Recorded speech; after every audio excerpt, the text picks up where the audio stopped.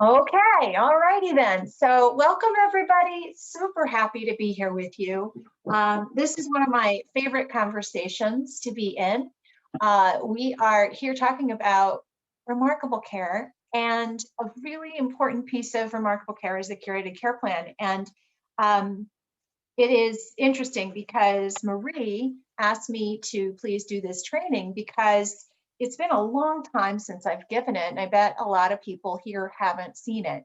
And so this was fun for me because I feel like the whole last year we've been so stuck in COVID that that we haven't had an opportunity to really focus on these other things. And so I'm super excited to share this with you, and hope that you will use this tool.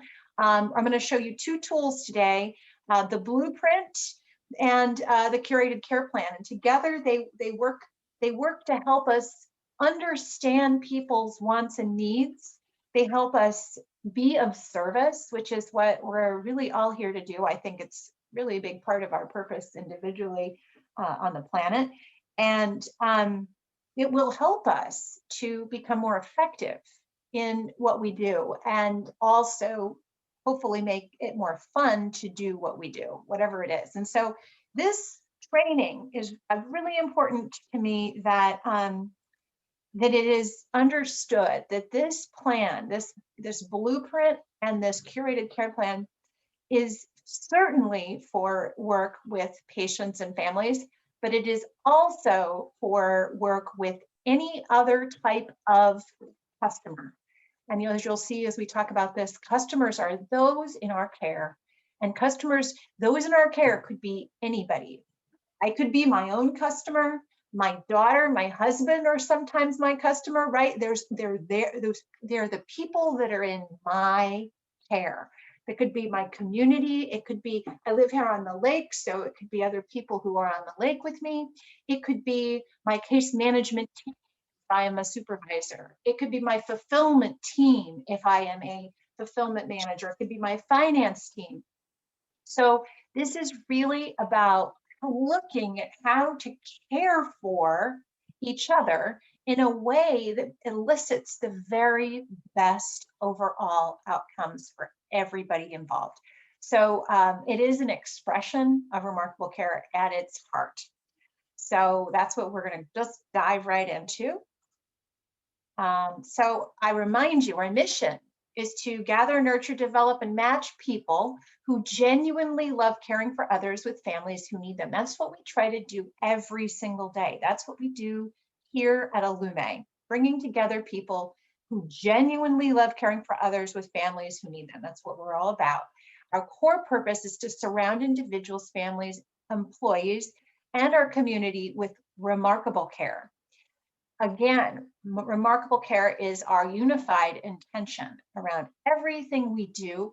And I always like to express my secret desire for everybody who's on our team to have a better life as a result of working with us. And this particular training, I hope, will help you to expand in your own experience of life and living and being of service and impact in the world.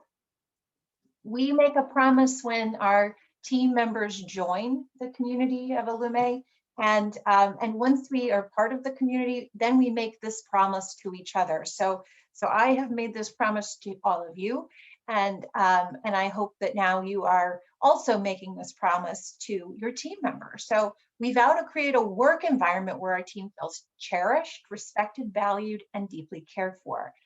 We are committed to attracting, nurturing, engaging, and retaining the very best team members who genuinely love caring for others. We cultivate a collaborative team environment. Oops, some lovely person just joined us and we can hear you. Please put yourself on mute. Oh, okay. Thank you. Thank you. We cultivate a collaborative team invested in helping each other shine. Okay, and so we'll do another training all one day about what it means to shine, and really what it means is to bring your light into the world. So we cultivate a team invested in helping each other shine. We promise to provide remarkable care to our employees by listening again and again to their thoughts, ideas, needs, wants, and preferences. So That's what we're always trying to do. It is, of course, it's something we aim to do. We're not perfect at it. As I read it, every time I make the promise out loud, I think of ways that I feel we're not doing it, and that is the point. It is the point. It is to set a high bar and then to help us continuously improve and innovate so that we can live at this very, very high level. Our gold standard is to earn and deserve the trust of everyone who works at Allumé or receives care from Allumé. So this is something that I am constantly seeking to try to do with all of you.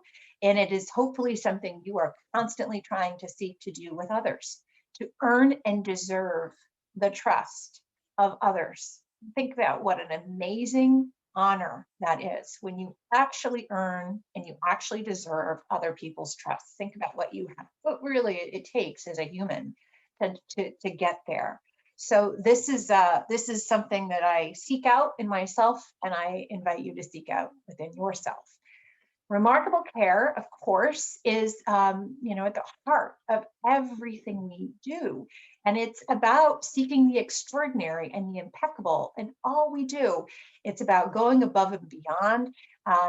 The late Tony Hsieh, who was the founder of Zappos, he wrote an incredible book called Delivering Happiness. I highly recommend it. He was the guy who came up with the concept of delivering wow. And he has these wonderful stories in his book about how he wanted the service of the people on the phone or online when someone wanted to get a pair of shoes. He wanted the service to be so outstanding that people literally would say, wow. And so you can read his book and there's all kinds of great stories about it, but that's what we're seeking through Remarkable Care. We want to experience, it's not so that it's like, wow, they're cool, but wow, they really care, right? They actually really care. They actually know me.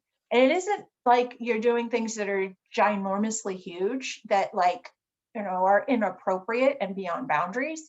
It's in the little subtle things that you do that really speak that you care. So that's what we're looking for here.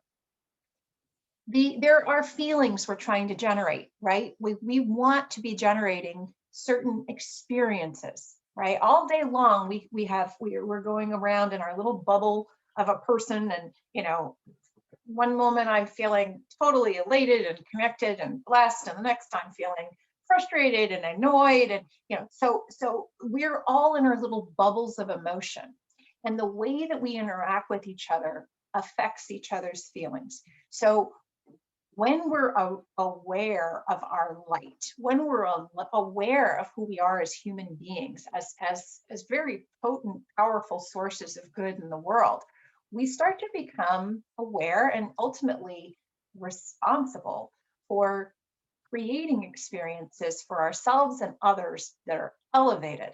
And so this is what this is about. We are seeking in all the things we do, say, build, produce, every email we send, right? Like the bar is high. We want to create a feeling of being cherished, respected, valued, deeply cared for.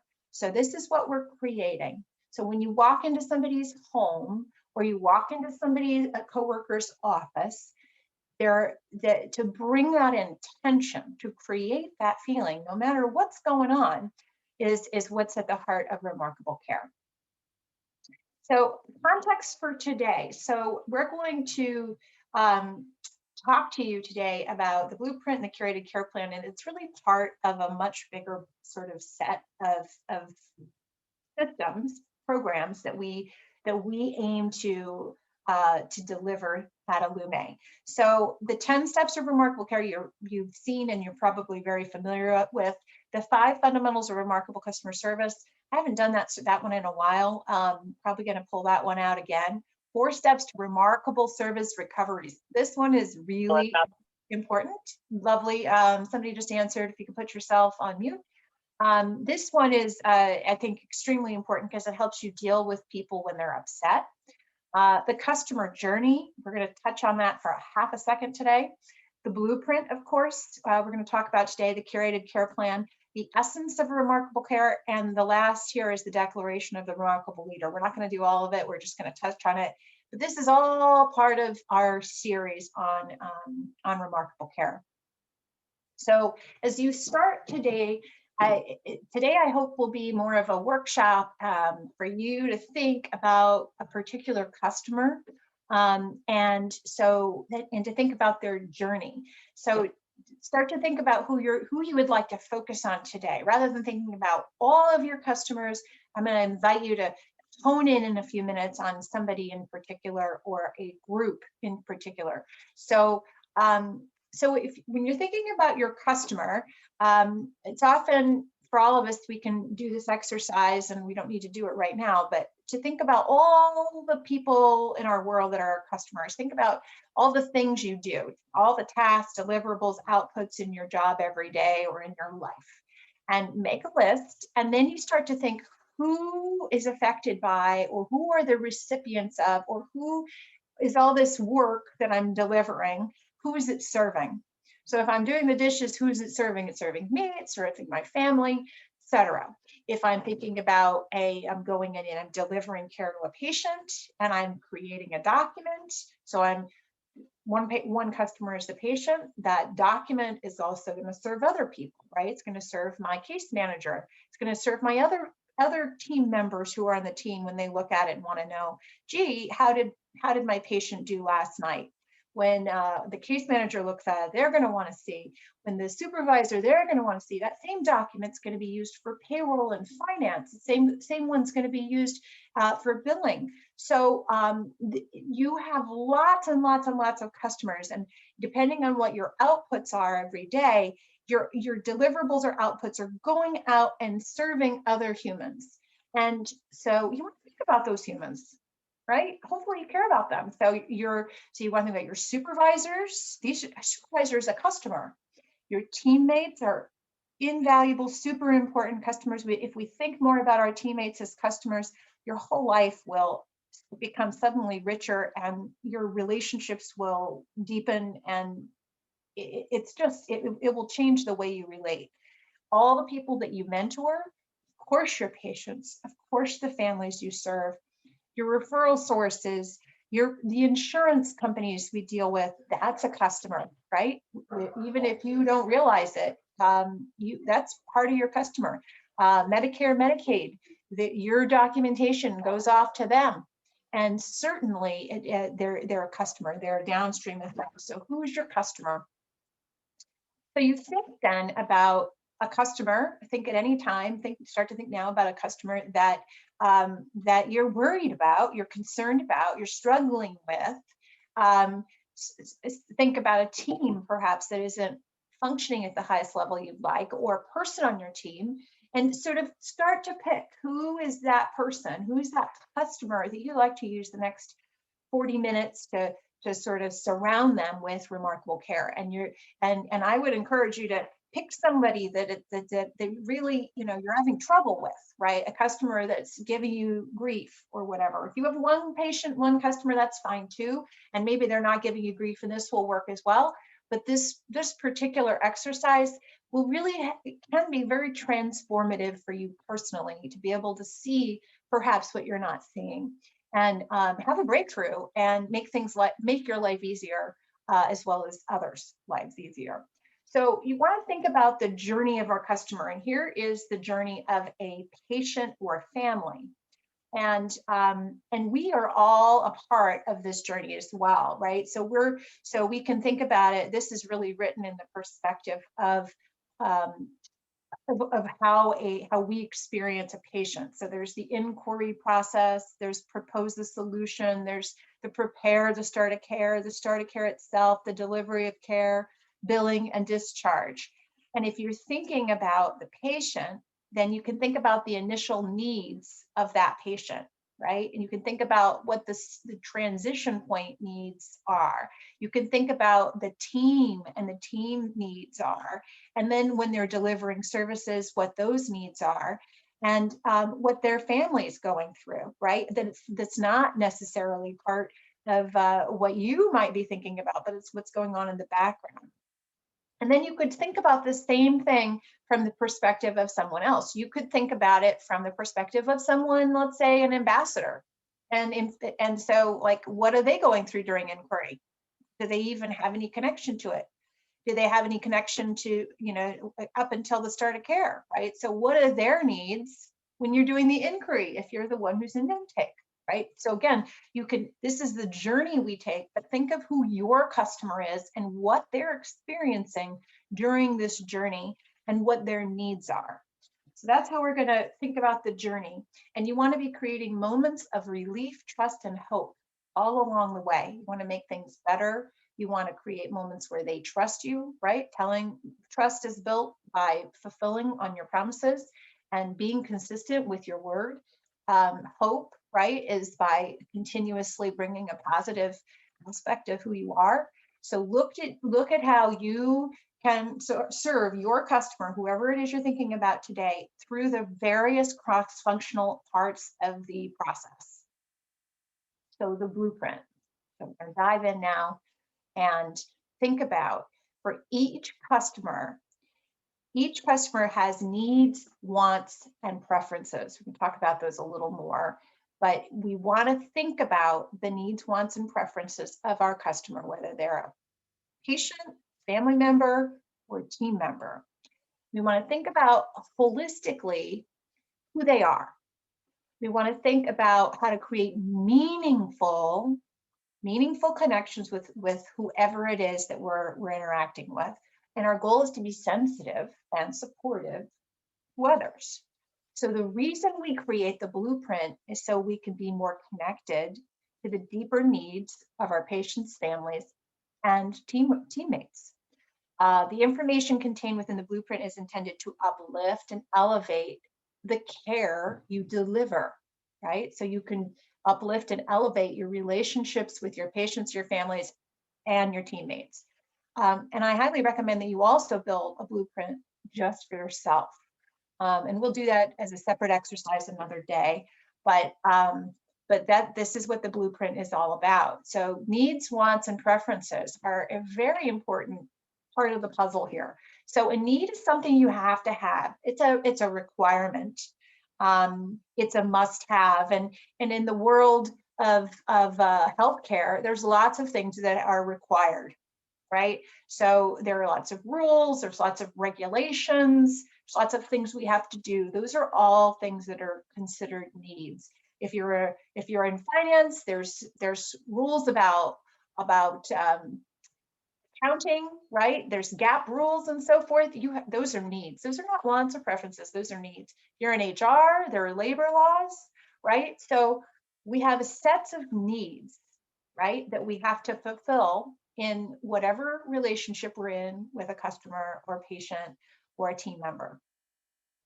So they also have specific needs that are needs, physiological needs. Some of them need oxygen, some of them need a ventilator, etc. So those are also considered needs. As a distinction, though, some things are not necessarily needs, they're more wants, something you would like to have. It's a desire, something that people desire to have that they may or not be able to obtain. And so it's something that they want.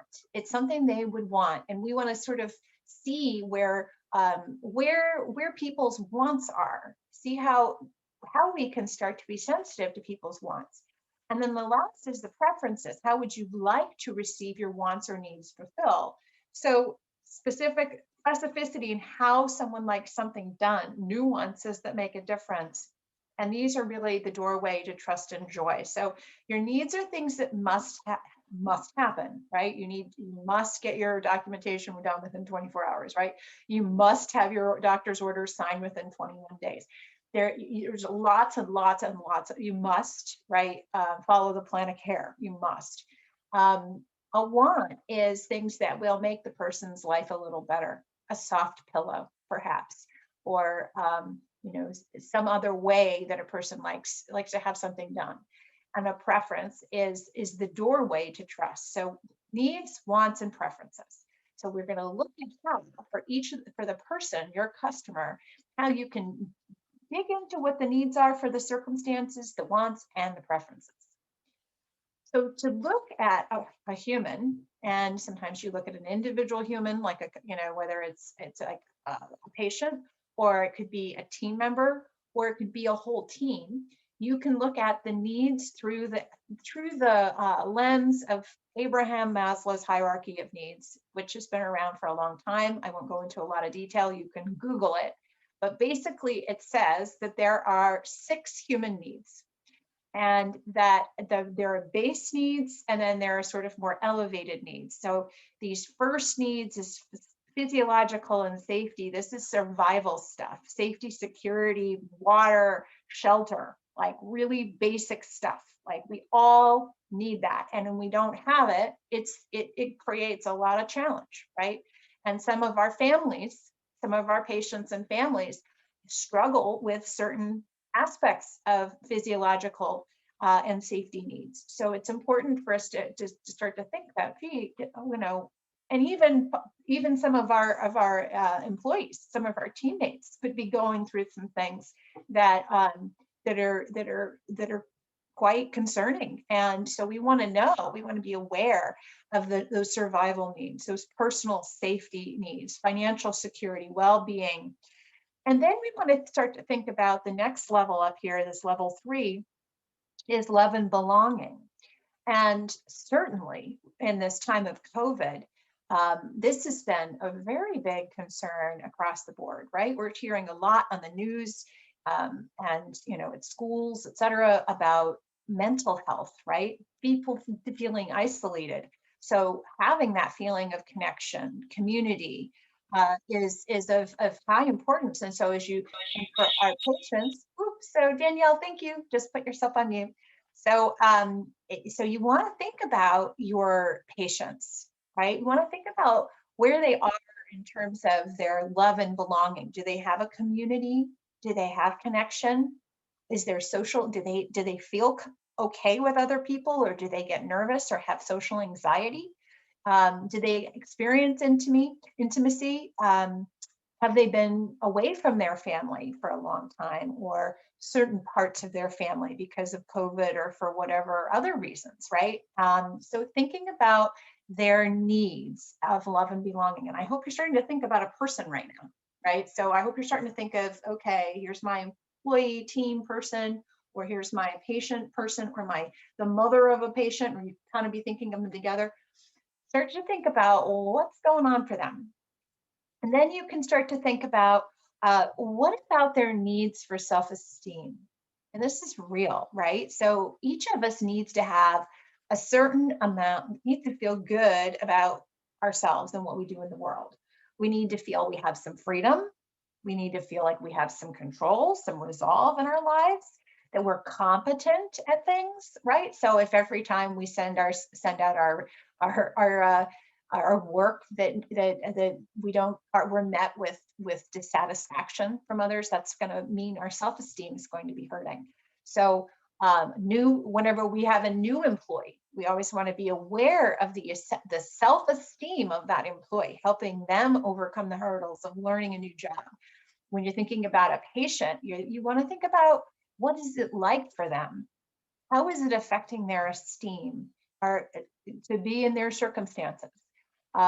So what does their independence look like? How can we support their independence in small ways or big ways?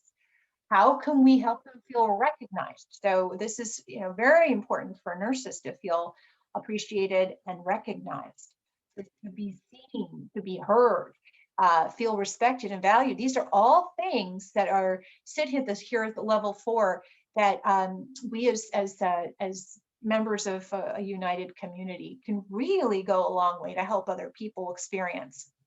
The next one here is self-actualization. And this is where you kind of go from feeling like I'm okay and I'm a good nurse, or I'm a good accountant, or I'm good at being a scheduler or ambassador, right? This is where this goes to the next level of self-actualization, where you're living an expression of your ideal. You have decided to learn to do something and you've learned it. You've decided to create something in your life and you've created it. It could be that you could feel self-actualized in parts of your life, like maybe your family, or you love your career and it's exactly what you've always wanted to do, or whatever it is. So it's having a feeling that you've fulfilled one's feeling of potential and success, and that you're able to, and that you have manifested many of your desires. So this is super important to think about in terms of everybody, right? To sort of see, what is my teammate going through? What is it they really want? Are they like working late nights so that they can get a RN or APRN so that they can go off and do the next thing? Like, what is it? Know what your coworkers' interests and desires are, and see how you can give them a leg up. Think about your patients. What would help them feel like they're a success in the world? What things that you could reflect back to them that say to them, you are amazing. You are deeply valuable. I learn from you every day. Thank you so much for being my teacher. These are ways that you can help others feel actualized by reflecting back what you are seeing is demonstrated as great in them. So this is something you can really I mean, I think for our patients, it can be, it will be amazing for you to see what they're up to and to see how they are feeling successful and see what success looks like.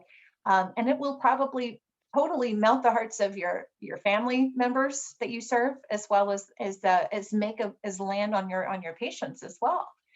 This last one, transcendence, this was a sixth level of need that Abraham Maslow came across at the very end of his life. So he kind of for many years, for the first 30 years, he was operating with these first 5 needs. So these are needs, folks. These are actual needs. And the need to be successful is a real need. And he got to the very end of his life, close to the end, when he was more or less dying, knew he was dying. And he realized that there was yet another need. And this need was the need to give back, the need to help others, the need for spiritual connectedness, the need for inner peace. And so this is yet another way we can serve one another. This is yet another way we can also be aware of ourselves, right? How can I fill this need? So often we can generate our own awareness of our own, strengths and abundance by focusing on giving to others. So this need is a really, I think, really cool one. It's one that you can certainly help others experience.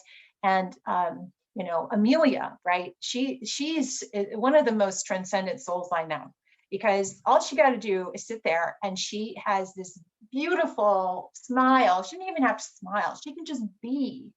And she reminds me every day, she's my teacher of patience. She's my teacher of kindness. She's my teacher of generosity. Like, she is the most unselfish person in my life. So she's giving back just by being. And so be able to see others. I invite you to see others in a similar way. See what they're teaching you, see what they're representing for you, see what they're doing that bothers you, that could help you become a better person. See, like, all of these ways to help needs be met. So you're looking at the people in your life, and you're asking yourself, what are their needs?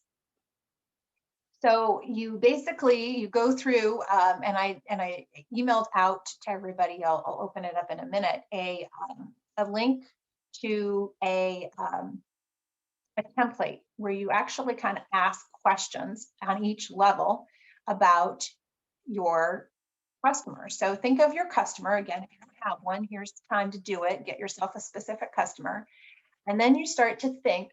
And in the blueprint, you're going to sort of ask these various questions. You're going to analyze at each level, physiological level. Does this person have worry or concern about survival, pain, sickness? And then you're also going to look for opportunity. You're going to say, gee, does this person have some strengths? Is there, it's what's good about their physical environment? What's good about their health? What's good about their ability to nourish themselves?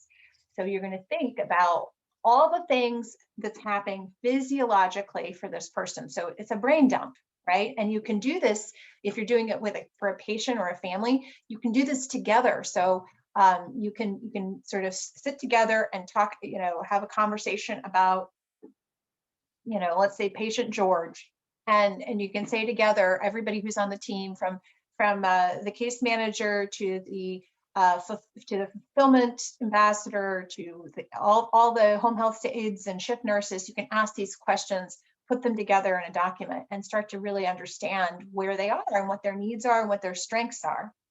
Then you can think about their safety concerns, right? And think about what's happening for them, and you write down any safety concerns or financial security concerns or health insurance risks or need for nutrition, fear of getting sick, fear of instability, war, coronavirus, right? Some people are really, really, really worried about it. Some people are less worried. Are they prepared should there be a disaster? Are they prepared if there's no electricity? Are they prepared if there's no heat? So on and so forth. And then what are the opportunities? What safety measures have been implemented in the home? What resources are in place? What emergency preparations are already there? So you're looking for the challenges and the opportunities. Then you're going to look at love and belonging. Are they lonely? Do they have trouble connecting with others? Again, think about this person. Does this person have loneliness in their life? Do they have trouble connecting with others? Are they isolated? Do you see them as feeling rejected in some ways or abandoned? Do they lack opportunities to be social? Do they need that? Do they experience social anxiety? And then see who could be part of their life. Who are the people that are in their life? Which family members, friends? So, take some notes, write down who are the people that are in your customer, your person's life. What do they like, right? What are their social activities they enjoy? And if you don't know, this is important to find out, right? If you don't know, this is where the whole blueprint finding information begins. Where do they experience inclusion? Where do they get to develop connections? Do they belong to any kind of club or church or school or organization? And what opportunities to create laughter and fun exist for them? Is there certain relationships that have that? So where are they getting that? Maybe there's that with you. Maybe you are creating some of that. Maybe there's opportunities where you could create more of it. That's the level 3 love and belonging. Then you want to ask about the self-esteem. Does an illness or disability prevent them from knowing what they want, doing what they want, saying what they want, moving around independently, picking a passion and engaging in it, feeling independent and free, right? And sometimes this could actually be a coworker who's not physically disabled, but for other reasons are disabled, right? There's other limitations in their life. So just to be able to ask that, like, is this person, what's preventing them from knowing what they want, doing what they want, etc.? Are they unable to control their environment? Are they unable to control their daily activities? Do they struggle? Like, just to know what their burdens are, and then to see what are their accomplishments, right? What could they accomplish that would add to their self-esteem? What could you help them do that might make them feel good? It could be a small victory. What opportunities exist that help them explore their likes, their dislikes? This is very important in the blueprint to really know what they like and what they don't like. Do they like certain, whatever kinds of music they like, whatever kinds of sounds or what temperature they like, all these things give them a feeling of, I can get what I want, I can get what I need. What gives them a feeling of independence? Do they like to get out in some way? So, and for your team members, what helps them feel that level of independence? What could communicate to them that they are cherished, that they're loved and valued? What are their strengths? What could you do to communicate respect to them? So start to think about that. Self-actualization. So self-actualization. So asking the question about this person, do they perceive themselves negatively?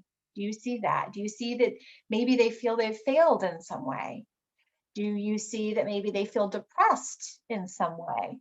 Are they feeling unsuccessful, something that's not successful, and that could be really at their heart and soul grinding away at them, right? Do they feel they have not accomplished something of meaning in their life? So sort of think about that, and then think about what ways do they view themselves as successful, right? Where do you see that they have been successful? In what ways do others view them as successful? And that's really great with patients, right? To see where others see them as successful and then reflect it to them, verbalize it. Don't keep it stuck in your head. Share that with them. Let their parents hear, right? What do others admire about them? Like, ask yourself that when you go in and you see a patient, a family member, a coworker. What do you tell them? What do you admire? What do you admire in that person? What would you want to celebrate in their life? Right? What would you see? Is it there? Maybe they've got some relationship with their mother or their father or their sister or some other person in their life. What would you want to help them celebrate? And in what ways have they made a difference to others, even if they aren't aware? So this is self-actualization. This is how you can help them, others, get these needs for self-actualization met. And think about how cool it'll be to be with a person and being focused on these kinds of questions, right? Look how different your interaction would be if you go to work and you're thinking about this, whether you're, going into somebody's home and you're about to do a vest treatment or a nebulizer treatment, and you're thinking about this while you're doing it, or you're in the office and you're about ready to, start going through the schedule and seeing who's checked in and who hasn't, that you're thinking about this at the same time. Or when you reach out to somebody, to find out where their notes are, to find out a little more about them, or to reflect back something that you admire. So these are ways that you can think about the person, and it'll change the way your interactions go. It'll create remarkable moments. The next thing is this transcendence. You can ask about this person and you can say, are they sad that they have not given back to others in the way they'd like? You might know somebody, that person you might sense that. Are they worried they're not leaving the legacy? Are they worried and regretful about the way they've lived life or made choices? Are they bitter? Are they angry about something? Do they blame others? Do they feel they're a victim? These are signs that somebody is not feeling transcendent, right? And so we want to look for those places to help elevate. We want to look for, notice the love they have invoked from others, where they have brought out love and compassion in others, right? We want to expose and see ways you see they are at peace. When you see them at peace, tell them they're at peace. Just be aware of it. Oh my goodness, you look so peaceful sitting there. Oh my goodness, you must be connected to something, something greater in yourself right now. You look so peaceful. You're reminding me to breathe. That's transcendence. What are the gifts that they're giving to the world? What gifts and wisdom have you learned from them? And how have they inspired others? So I really think that these questions on the right-hand side, these opportunities questions, these are questions that I hope you will take the time to really, really, really think about and acknowledge and, meditate on, really, for your patients, for your families, and all of the team members that you work with. Right? Really, really, really important. If you elevate your relationships with the people you work with by asking yourself these questions, what are the gifts this person has? What's the wisdom you learned from them? And how has this person inspired you? What does their love look like? What does compassion look like when they are being compassionate? What does it look like? Seek it out. And you may say, I don't see this person as compassionate. Look again, it's there. It's just not the same as yours. Look for it. And maybe when you see it, you'll go, oh, wow, that person really is compassionate. Now something's going to open up. See if you can see their courage. See if you can see their joy. See if you can see their progress, their healing. So you can do this with patients, you can do it with family, do it with your coworkers, people you work closest with. These questions will transform your relationships, and you'll find that going to work every day is a heck of a lot more fun. This next slide here, slide 27, is on the wheel of life. And this is one that I recommend you do on your patient, right? So, and again, you don't really know how they're feeling about, their career, which could be school or their work in the world. You don't know how they're feeling, but you can pretend, that's, you have permission to pretend. So, oh, I think they probably feel fine about their money because they don't have, everything is feeling fine, right? Or maybe they really feel like they're not okay, right? So whoever it is, you can sort of go through and so you put, so here are these little markers from 1 to 10. So if you feel like you're living at, in finance, you're living at a level 8, then you'd put like a little dot right here. And then if you go to personal growth here, you could do this for yourself. You could do it for the person that you're thinking about, your customer. Say, how do you feel like, how do they feel in their area of personal growth? Maybe you feel like, oh, they're like a number 6. So I'm going to put a 6 here. And their health. Oh, I know they've been struggling with their health. So I'm going to put them at a 4. Family life seems to be like a really big high point. So I'm going to give them a 9. And relationships, it seems like they have, couple of really close relationships. They love their nurses, they love their family, whatever. So maybe relationships are high. And then social life, oh, right now it's really low. They're not able to leave the house. And their attitude in general is pretty good. I'm going to give them an 8. And career, not so much. I'm not really sure they're totally feeling like they're contributing in the world the way they want to. So I'm going to give them a 4. So then you connect the dots, and it's going to give you, a little bit of a picture of what their life looks like. You're going to see areas that you could support them in growing. And you can also see, by doing this for yourself, where you are. And then you can apply all the questions that were in the blueprint on yourself as well. So you use this to help build the blueprint of what you see is happening with your customer, okay? So then the next piece is now to take all this information and pull it into a plan of action. And so it's a specific plan for delivering care to a patient, family, or a specific plan for delivering care to someone on the team, a group of team members, or an external customer. It expands beyond the clinical plan of care to address needs, wants, and preferences of your customer. It also expands beyond whatever accounting rules there are, right? It expands beyond whatever HR and labor rules they are to address the wants, needs, and preferences of your customers. It satisfies, fulfills, and heals at a deeper level. So we have the opportunity to satisfy, fulfill, and heal. So we may as well do that. We can bring comfort, we can bring joy, connection, and hope. And we overall can produce elevated experiences, results, and outcomes. That's what we want to do through our curated care plans.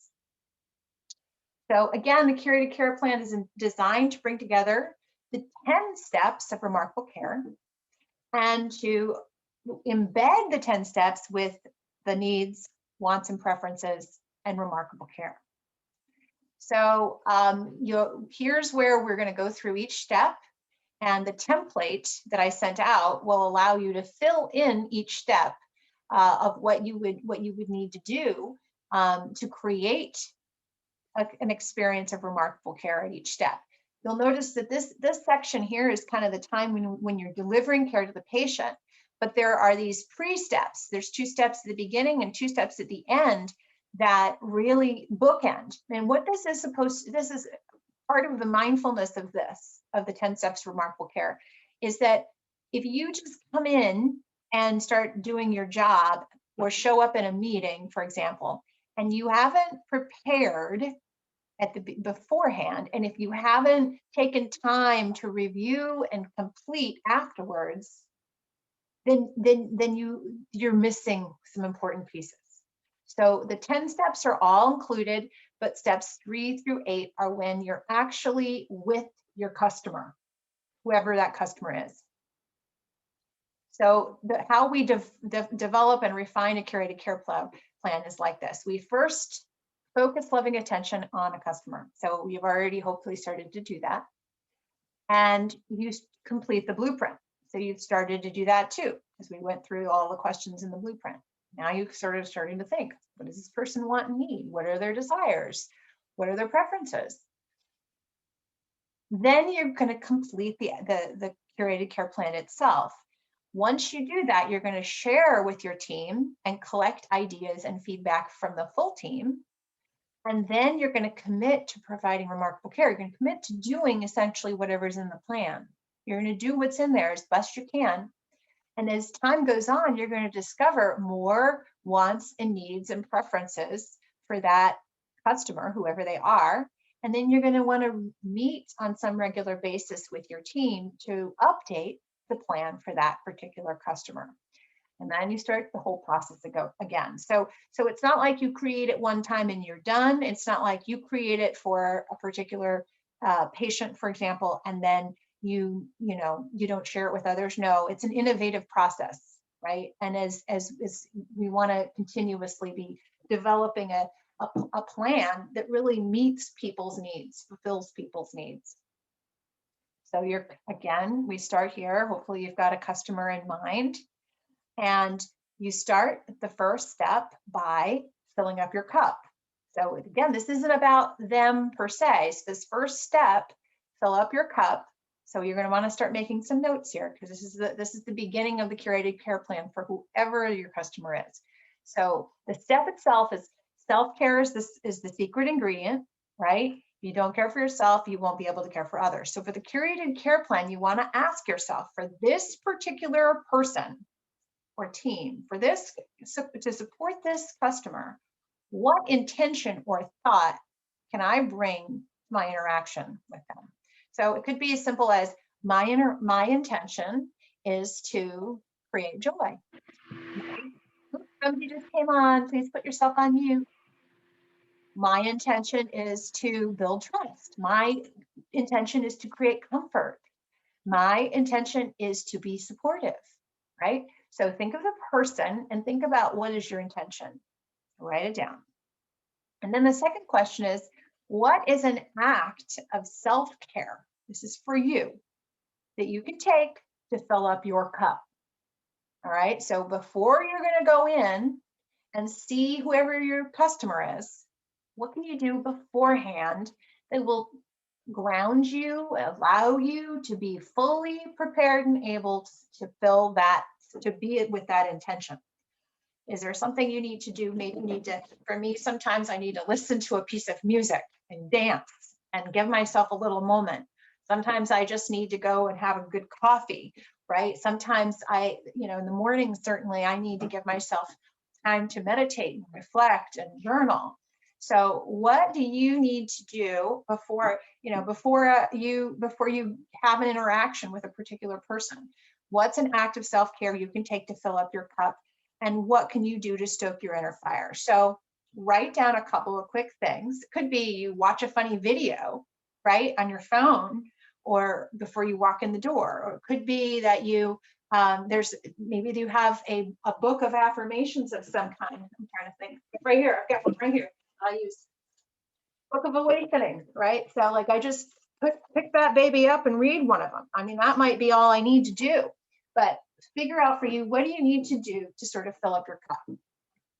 And it could be specific for a particular person or customer, right? Like you might have a very different intention depending on who the customer is. You might need, for one, you might need a levity. For another, you might need really to just be in a state of heart space, right? So What would you need to do to fill your cup up to fill that intention? Step 2, be prepared. So in the case of a patient, you want to make sure you have, before you go, you've reviewed the plan of care, you know what it is, you've looked at the curated care plan, you have all your supplies that you need, and you're in the mindset of remarkable care. So you want to think, here's some questions I want you to think about for that before you interact with whoever this customer is, before you walk in the door or go down the hall to the meeting or get on Zoom. So before I meet with this customer, what information should I review? Right? So think about that. What information should I review? What might I anticipate they will want or need? Right? So write that down. What do you anticipate they will want or need? What work can I do in advance to support my customer and myself for a best possible interaction? Right? So don't just stumble into the experience, right? Maybe you need to maybe there's some work that you need to do before you go to start that meeting or to walk into the house to make sure you're going to have the very best possible interaction. So be prepared. It doesn't say it here, but it's important to think about this. How much time will it take you to prepare? Right? That's the other thing. So I think about, for example, on Tuesdays, we have a meeting, a revenue generation meeting, and every week, Jennifer, our controller, spends hours preparing for it, right? If she didn't come prepared, we would not have a very good interaction, right? So we all have a certain amount of responsibility to be prepared for our interactions. And so if you're somebody who's in the office who just falls into meetings and you just show up, probably you need to work on this step, right? There's probably some preparation that you could bring in order to have the best possible interactions in the meeting and create the best possible work streams from it. So be prepared. The next thing is to be on time, early even. So you want to arrive to any patient appointment 5 minutes early, be in the front of the house, parked, ready to go, filling up your cup, everything's ready to go, walking up to the door exactly at the top of the hour. That's what you want to do. You want to be on time, early even. If you have a Zoom call, you want to look at yourself and make sure you're there at the top of the hour, a minute or two before. You want to arrive smiling, ready to go, not with excuses, not with, oh my God, oh my God, oh my God, right? Like what would need to change in order for that to shift? So questions in the curated care are rate yourself on your timeliness of arrival, right? Like how often do you come a little bit late, right? 1 to 5. So if 1 being,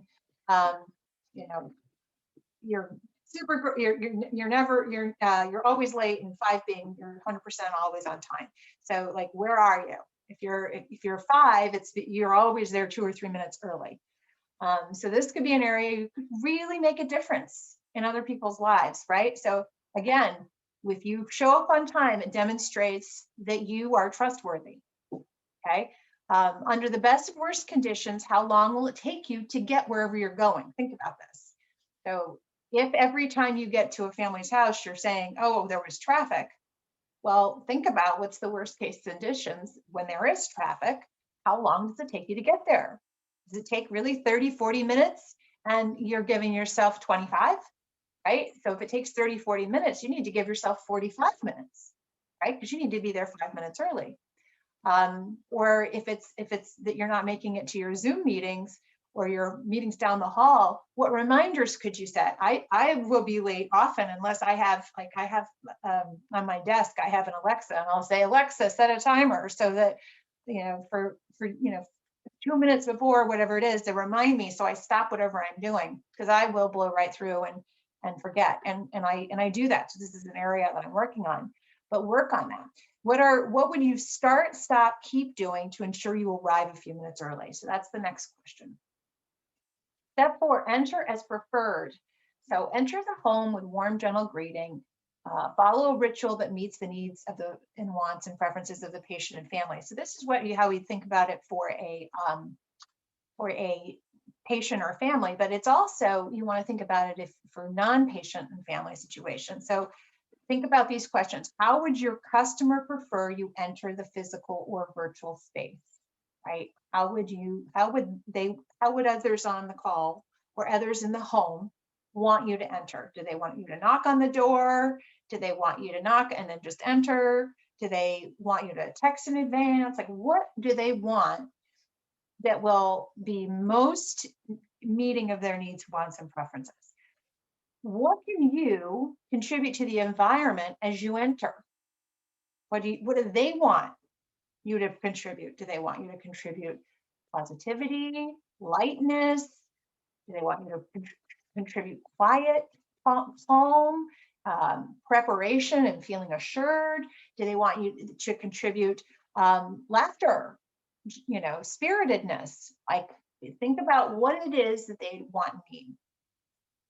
Also think about what would possibly offend, annoy, or bother your customer. What would you want to avoid doing, right? Like walking into somebody's house with muddy boots. Probably not a good idea, right? Coming onto a call late. Probably not a good idea. Coming onto a call and having excuses. Probably not a good idea, right? Enter is preferred. Next is step 5, anticipate and fulfill wants and needs in general. So this is where you follow the plan of care, or if you're not going into patient's home, you're following the agenda, the communication tools, you're coming with whatever it is that was expected of you. You're doing whatever is expected of you. You're doing the work. And all the while you are listening for spoken and unspoken wants, needs, and preferences from your customer. Or if you're on, there could be multiple. It could be your patient and the parents and the brother or whatever. So curated care questions. Review the blueprint and life wheel. So you're going to look at all the questions you answered. What can you do to support your customers' wants, needs, and preferences? So you'll start to take that list from the blueprint, and in that section, in step 5 on the template, you're going to want to put all the different things you can now do to help fulfill their wants and needs. And you're going to think about it from the hierarchy, right? You're going to think about it from level 1 hierarchy of all of your physiological needs. You're going to think about it from their security and safety needs, their love and belonging needs, their esteem needs, their self-actualization needs, and their transcendent needs. You're going to think about it from all those places. You're also going to think about it from their life wheel perspective. You think about what do they need in terms of family, what do they need in terms of financial needs, all that stuff, whether you can fulfill it or not. You're going to put it in this care plan on step 5. And then you're going to say, what can you do to support your customers? What would be small, simple ways you could communicate you care to this person that has these set of needs, spoken and unspoken? And what specific unmet and unvoiced needs could you fulfill that are not being fulfilled? So go ahead and write down whatever comes to your mind around this. Any kinds of things that will help them feel, esteem, love and belonging, connection, transcendence, safety, security, certainty, all these different things. Step 6, you are to tidy, brighten, and enlighten. So everything you touch, you want to make better. Bring light to every person's situation and environment, and ensure the areas where you work are impeccably neat, clean, and organized. So curated care questions are, what activities could you do to ensure things stay organized, neat, and tidy, right? So it could be the way, just when you go into the home and the home itself, how you do that. But if you're not working in a home, it could be the way that you set up your office space. It could be the way that you do your work product, right? That if you're working in an Excel spreadsheet, or you're working in a document, or how you work in SharePoint, right? Are you using SharePoint? Is it organized? Is it neat? Is it tidy? Is it available for other people to find your work? Is it all that kind of stuff? How could you improve the methods of communication between you and other staff members? So part of this Tidy, Brighten, and Enlighten is thinking about other people who are using the same space or the same information. So if you're in the home, you're thinking about, okay, I am taking care of this patient, and here's where all the supplies go. And maybe what I can do is I can make a checklist of all the things that need to be where, and I'm going to check every single time to make sure that there's at least 4, replacement tubes, and there's probably too many, but you know what I'm saying? Like you come up with your list of things, and then every time you're there, you go and you look for it. Is it there? Does it belong there? How could we improve that? So you're looking for things like that. If you're in the office, there's endless ways that you could help with organization, efficiency, right? Doing things better, smarter. What systems could you implement to improve overall hygiene, efficiency, and outcomes? So think about that in terms of this relationship that you have with this person, and the way that all the times that you interact with them. So if you're working with them in a home and you have multiple types of care that you deliver to them, right? Different treatments, different meds. Each one of these, you can be thinking about, how can I do this better? How can I tidy, brighten, and enlighten? How can I make this more organized, more effective, more hygienic? Or if I'm thinking about a person in the office, I'm asking myself, well, I have these 4 standing meetings a week with this person. How could I improve my relationship with them, my organization, so that when I interact with them during the finance meeting, during the marketing meeting, during the revenue meeting, that we have a different interaction. So this is Tidy, Brighten, and Enlighten. It's looking at it through that lens. Step 7 is where you prepare your departure.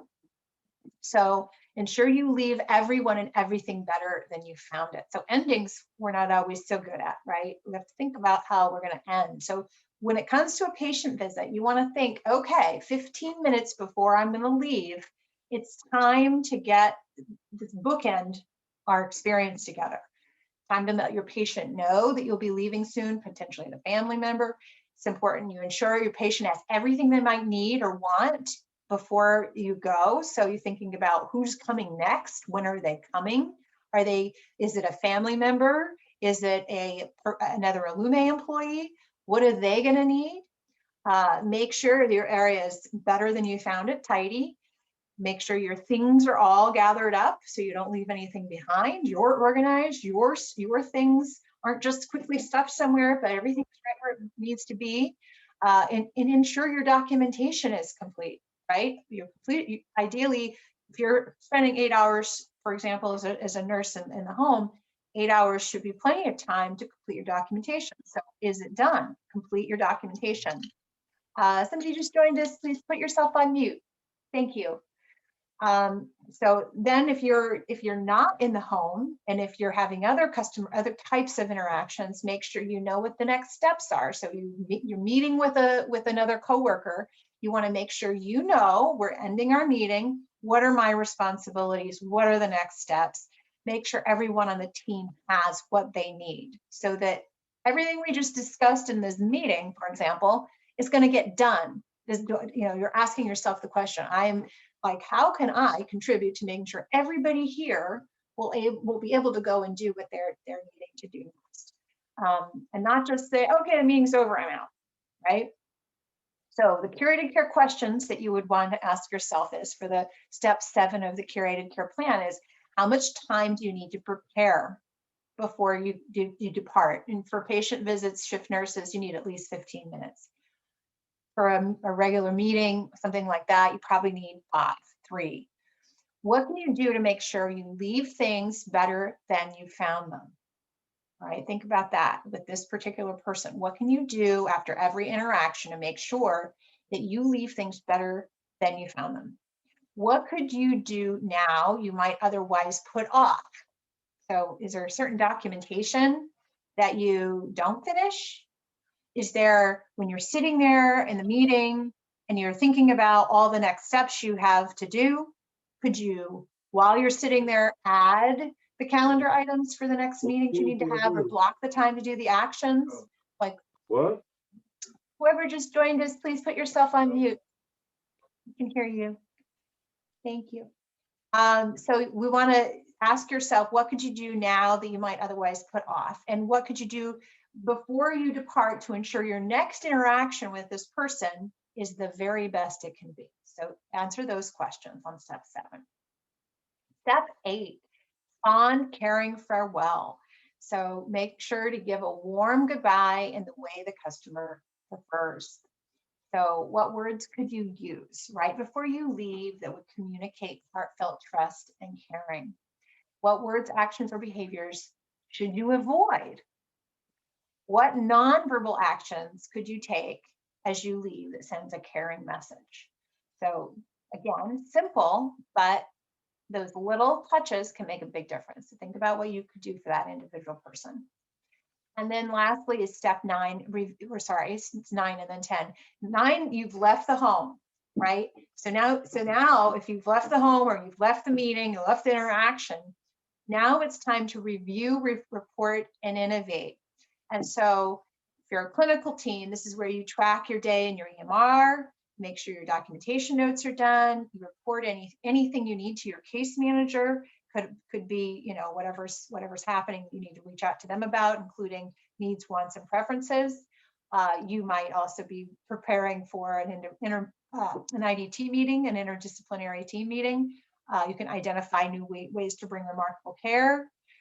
If you're not on a clinical team, you can take follow-up actions, block times in your calendar to get the follow-up actions you need that you can't take immediately done, right? So these are the types of things. So the questions are, first of all, rate yourself on timely completion of your work. So now you're leaving a meeting and you're going out. How often do you get your work done on time? 1 to 5, 5 being high. Do you always get your work done on time? And if so, great. If not, this is an area where you need to probably put some extra focus. You need to plan to help yourself get your work done on time and with good quality. So when is your follow-up work due? Are there other tools, resources, or people you need to organize or coordinate in order to get your work done? And when you do plan the necessary collection of tools, when are you going to plan those necessary collection of tools, resources, and conversations? So really important to think about, like, how am I going to get these things done in a timely way? And do you need to schedule it in your calendar? So again, this is after the interaction is over, but it's time that you know, if you just end your visit or you just end your meeting and you say you're done with it and you haven't done this next step, you're not going to set yourself up for the next good interaction with that particular person or the others who might be coming into the home. So the next and the last step is step 10, acknowledge yourself.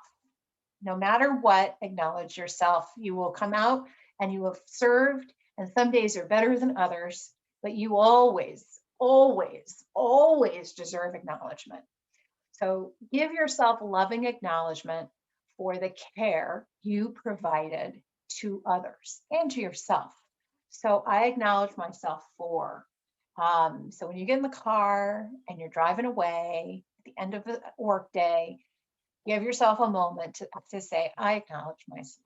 I acknowledge myself for this, and for patience at this moment, for tenacity at this moment, for creating XYZ, for really, you know, going the extra mile, for really expressing care to my patient. So the curated care questions are, what could you do at the close of each shift, meeting, work product deliverable, or work day to acknowledge and celebrate yourself? I know some people love to get in the car and blast the music. And by all means, that's a great practice. Maybe there's other things that you like to do. Maybe when you get home, you'd like to have a nice cup of tea and sip up acknowledgement. Just take 5 minutes to just really drink your tea, light a candle. The other question would be, what would be an act of celebration and allow you to feel appreciated and celebrated? So really important to acknowledge yourself in these moments. So those are the steps of the curated care plan. You focus, once again, on loving attention focus loving attention on patient and family, complete the plan itself, share your team, your ideas, commit to providing what's in the plan, collect additional wants, needs, and preferences, and review and monthly update.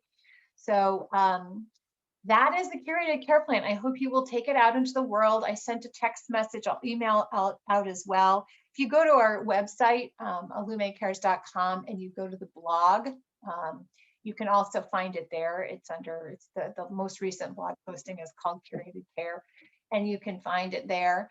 But use that document. It's a Word document. You print it out. You can write on it, or you can use it on your computer to fill out the blueprint and to fill out the curated care for your patients as well as for your team members. I would highly recommend for everybody who is a supervisor of any kind to please do a curated care plan for every person that reports to you.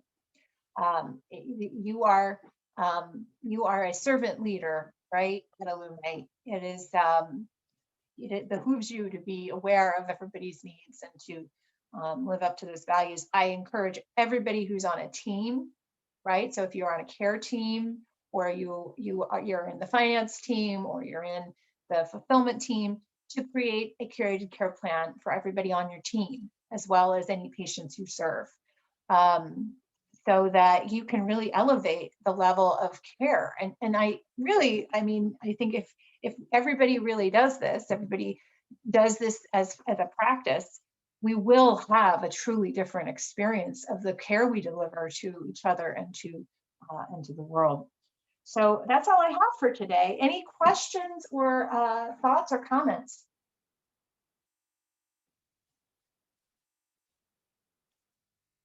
I can stop the share. Well, it's wonderful to be with you all. It's my pleasure to get to share the space. I'm so happy that you're all here. I hope you got something out of it.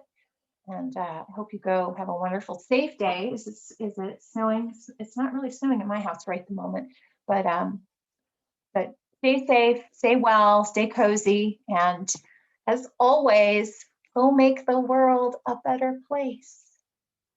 Bye, guys. See ya.